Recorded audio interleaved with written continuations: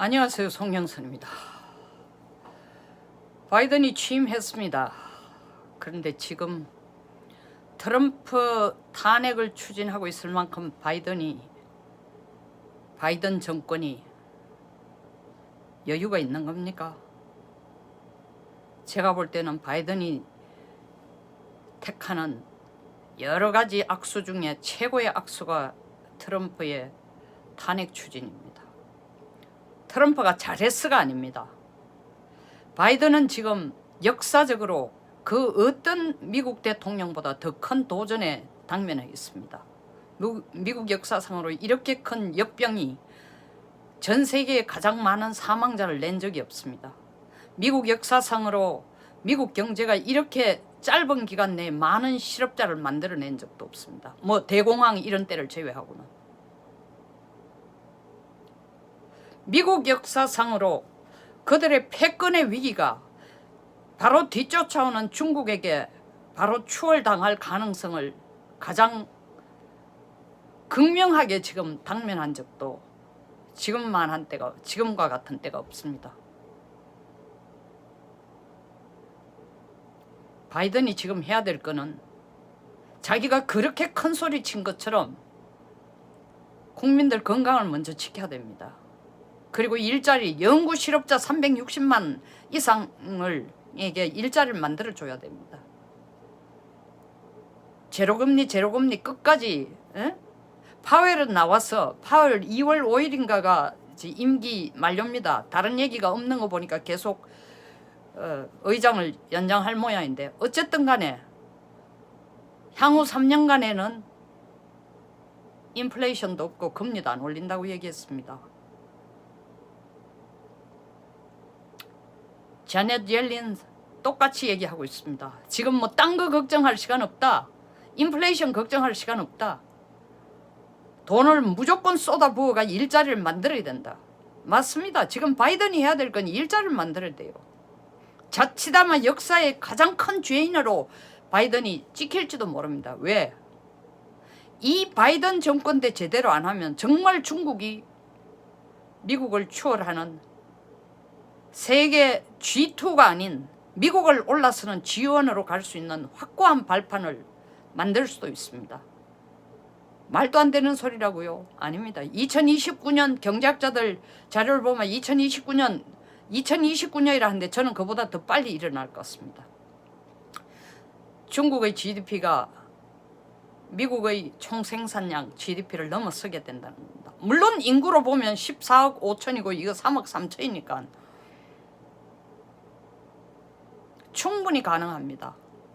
중국이 1인당 국민소득이 16,000불만 되면은 2만 불만 되면은 지금 5만 불을 넘는 인구 3억 3천의 미국보다 국민 총생산량이 더 커집니다. 그리고 14억 5천에 정말 거짓대가 아닙니다. 그만큼 많은 입도 있지만 그만큼 많은 노동력도 생기는 겁니다. 그만큼 많은 소비자도 생깁니다. 지금 소비를 해야 경제가 다시 활성화할 수 있습니다. 그만큼 많은 걸 수출할 수도 있습니다. 지금 미국이 집중해야 될 거는 중국으로 하여금 미국의 자리를 넘보면서 패권을 추월할 시간을 줘서는 안 됩니다. 중국이 지금 주장하는 RCEP이라는 건 Regional Comprehensive Economic Program 혹은 프로젝트라는 게 최근에 정권가에서 그걸 중국이 들고 나와가지고 막 중국 경제가 좋아지고 중국 정권이 참 주식시장이 뜬다라고 얘기한대. 그거 잘못 알고 있어요. RCEP 개념은 오래전에 나왔습니다. 미국이 TPP를 만드니까 트랜스퍼시픽 파트너십을 만드니까 그게 맞서서 트랜스퍼시픽 파트너십은 오바마 때 시작한 겁니다. 경제 개념보다는 동맹국가의 연결을 더 강력하게 하고 12개국, 14개국을 모아했습니다. 그중에 12개국, 14개국은 정말 미국과의 아주 튼튼한 동맹관계도 갖고 있지만 세계 경제의 리더들입니다. 일본, 호주, 영국, 프랑스, 독일 한국은 문재인 정권 들어와서 TPP 안 들어가려고 끝까지 엉덩이를 뺐습니다. 오바마가 만들어낸 겁니다. 재창한 겁니다. 트럼프 때 그걸 참고 안 했습니다. TPP 하지 말자고 했습니다. 중국도 RCEP이라는 아이디어를 처음 내. RCEP은 아시아, 뭐 아프리카, 뭐 전세, 중동 55개국이 참여하고 세계 경제에 이 55개국이 참여함으로써 세계 경제의 45%를 자기들이 좌지우지하고 그 캡틴으로 중국이 나서겠다는 겁니다. 그 중국이 은행도 만들어가 그 참여하는 국가들 돈 내라. 이게 어디서 많이 본 거 아닙니까? 중국이 1대1로 하는 프로젝트나 똑같습니다. 1대1로 하면서 지금 개발하다 뭐 하라 주변국들에게 돈 빌려준 게 지금 환수가 안 되니까 빚 때문에 올라앉았어요. 그러니까 몇 년 잠자고 있던 RCEP을 또 다시 데려와 가지고 리저널 컴프레hensive 이코노믹 파트너십 해가지고 지역 총 지역 경제 지역 종합적인 경제 프로젝트를 하겠다는 겁니다. 1대1로 빚진 걸 RCEP이라는 걸 가지고 끌어와가지고 아시아를 전부 집 밑에 넣고 동시에 이런 경제적인 공동체를 만들고 동맹체제를 만들면서 이걸 가지고 미국의 인도 태평양 파트너십으로 중국에 대해서 대항하려는 데 대해서 자기 파트너를 만들자는 계획이 중국의 계획이에요. 그 RCEP이 얼마나 구체적으로 될지 모릅니다. 뭐 주식이라는 거는 사실은 그 현실화되면 벌써 너무 늦다 그런 거 아니야. 소문에 주식이 오른다는 겁니까? 그런 개념가 떠드니까 뭐 대단한 것 같지만 그럼에도 불구하고 지금 코로나 사태에서 가장 빨리 회복한 국가가 중국이고 이 코로나 사태에서도 경제 지금 불실기업 정리하고 이거 옛날에는 뭐 중국이 그런 거에 대해서 나서지 않았습니다. 이제 마구 정리를 놨습니다. 그리고 지금 하는 꼴을 보면 금융시장도 열고 있습니다. 어마어마한 속도로 미국을 따라오고 있습니다. 지금 중국 2021년에서 2029년까지 중국은 1990년대, 1980년대의 중국이 아닙니다. 1978년대의 중국이 아닙니다. 눈에 불을 쓰고 자기들이 세계 제1의 패권국이 되겠다고 밤낮 없이 달려오는 국가입니다. 그리고 현실적으로 그 가능성이 점점 커지고 있습니다. 바이든이 당면한 가장 큰 도전이 바로 중국이 미국을 추월하는 국가로 될 수 있는 발판을 결정적인 계기를 만들어주지 않도록 하는 것이 바이든이 해야 될 일이에요. 그런데 지금 트럼프 탄핵에다가 코를 박고 있으면은 뭐 바이든이 잃는 게 한두 개 아닙니다. 단순하게 기분은 좋을지 몰라요. 펠로시가 하자고 박수 치니까 덩달아 하면 뭐가 기분은 좋을지 모르다. 속에 꽉 찼던 게 얹혀있던 게 내려가는 기분이겠죠. 펠로시 소원이 트럼프를 죽이는 거니까 1차적으로 2019년에 2018년에 탄핵 추진하다가 안 됐으니 이번엔 그때는 상원의원 숫자가 모자라가 안 됐으니까 이번에는 가능성이 있다. 더더구나 정권까지 잡았으니까 하원 상원 다 자기들이 상대적인 우위 여당으로 됐으니까 말 그대로 블루 웨이브 됐으니까 공화당점이야. 결코 그렇게 간단한 게 아닙니다. 미치 맥코넬 공화당 상원 원내대표도 트럼프가 백악관에 이 정말 사람을 데려와가지고 목숨이 4명, 5명이나 죽고 수십 명, 50몇 명이 부상당한 이런 꼴을 만들어낸 것에 대해서는 정말 이거는 미국의 민주주의 근본을 깨뜨리는 일이다. 이런 일이 있어서 안 된다. 그래서 민주당이 탄핵 추진하는데 소추를 하겠다는 데 대해서 미치 맥코넬도 나서가지고 반대는 못했습니다. 이것이 민주주의니까 반대할 수 없다고 생각한 거죠. 그러나 맥코넬의 계산은 결국 이것을 상원에 들고 가면은 현재 50대 50 그리고 부통령이 자동적으로 상원위원장이 되니까 실제로 50대 50이 아니고 50대 51과 같은 역할을 할 수 있다. 캐스팅 보트를 할 수 있으니까. 그래서 힘이 실려 있지만 그럼에도 불구하고 상원에서 67표를 만들어 트럼프를 탄핵시키기 위해서 67표를 만들어주는 건 불가당하다고 생각하니까 맥코넬이 탄핵 소추까지는 협력을 한 겁니다. 그러나 맥코넬이 뭐라고 얘기했어요? 야, 지금 이렇게 밀어붙이는 거 아니다. 뭐 25일 날 뭐 탄핵을 상원에서 심판을 할 수 있도록 올리자. 나는 못 받아들인다. 시간을 줘라. 트럼프에게도 준비할 시간을 줘라. 2월 중순으로 하자.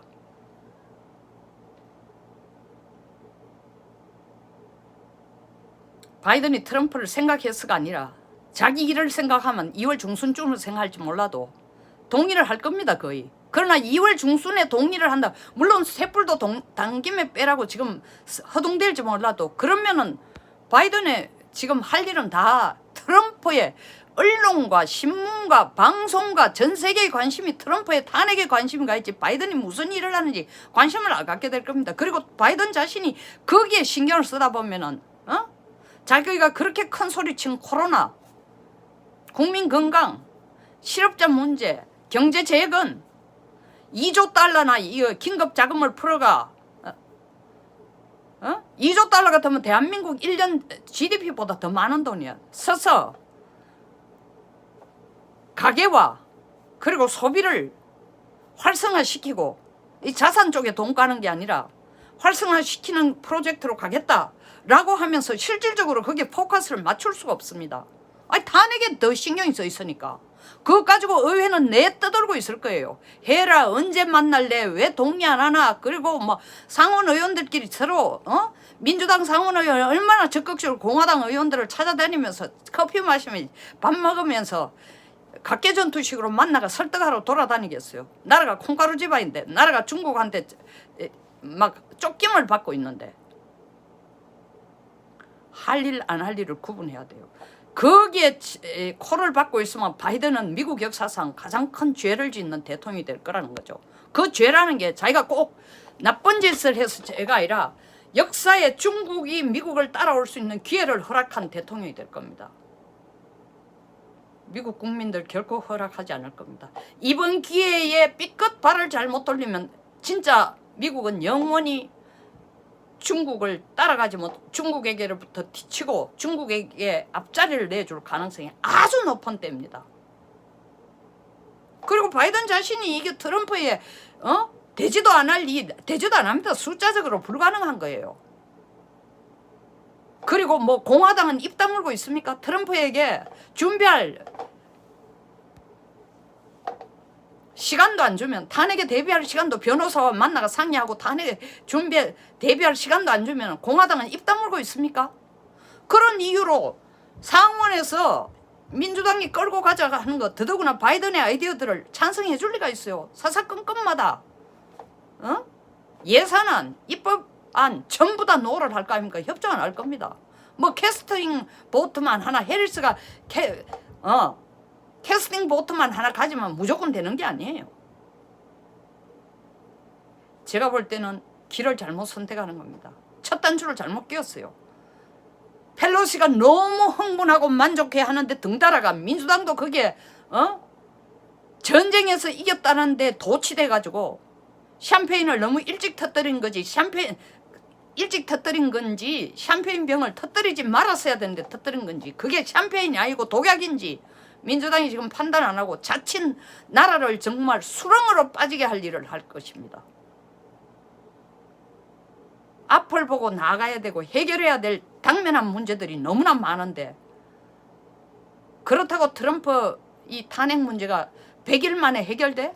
설사 100일 만에 해결되면 100일 만에 해결이 된다. 결론이 난다. 만약에 못 이기면 민주당은 뭐예요? 민주당 목표는 이거지. 상원에서 통과시켜가지고 트럼프를 쫓아낼 뿐만 아니라 다음 2024년 선거에도 트럼프가 다시 못 나오도록 미국 헌법에 의해서 대통령이 연임은 못해도, 못되더라도, 혹은 못해도 중임은 되는 겁니다. 그러니까 2024년 선거 나올 수가 있어요. 자격이 있습니다. 그걸 아주 싹을 싹 자르려고 트럼프를 끝까지 탄핵하자는데, 탄핵이 안 되면은 공화당을 재결집하게 하고 국민들을 더 재결집시키고, 국민들을 재결집시키는 게 트럼프 쪽으로 재결집시키는 거 아니라 더 큰 그릇으로 보면 바이든이 자기가 주장한 국민 통합이 아닌 뭐라고요? 국민 분열을 가장 강하게 조장한 대통령이 될 겁니다. 왜 이런 바보 같은 짓을 하는지 모르겠어. 남의 나라 걱정할 입장이 아니에요. 한국은 더 콩가루 집안이지만 우리의 가장 큰 동맹국이고, 그리고 세계를 끌어가야 될 미국, 우리의 가장 큰 우군. 미국이 저런 식으로 자기 위상을 스스로 추락시키는 길을, 자국의 대통령 하나 탄핵시킨다고 추락시키는 길로 가게 되면은 그들만 망하는 게 아닙니다. 미국과 동맹관계를 맺고 있는 이 나라들까지도 엄청난 파고가 몰려올 겁니다. 이미 발은 잘못 뒤졌습니다. 진흙탕에 발을 넣었습니다. 바이든은 펠로시의 꼬임에 사여서, 민주당 의원들의 흥분에 따라서. 그러나 지금이라도 이것을 통합과 하나의 미국으로 끌고 가는 방향으로 바이든이 기술을 돌리지 않으면 바이든은 대통령으로서의 자기 역할을 할 시간을 갖지 못할 겁니다. 그리고 업적을 만들어내는 게 아니라, 미국을 재건시키고 미국을 통합시키는 게 아니라, 미국을 분열시키고 미국을 중국에게 뒤처지게 하는데 가장 크게 공헌을 한 대통령으로 역사적인 기록을 남기게 될 것입니다. 여기서 마치겠습니다. 공감하시면 좋아요, 그리고 구독, 공유를 부탁드립니다. 감사합니다.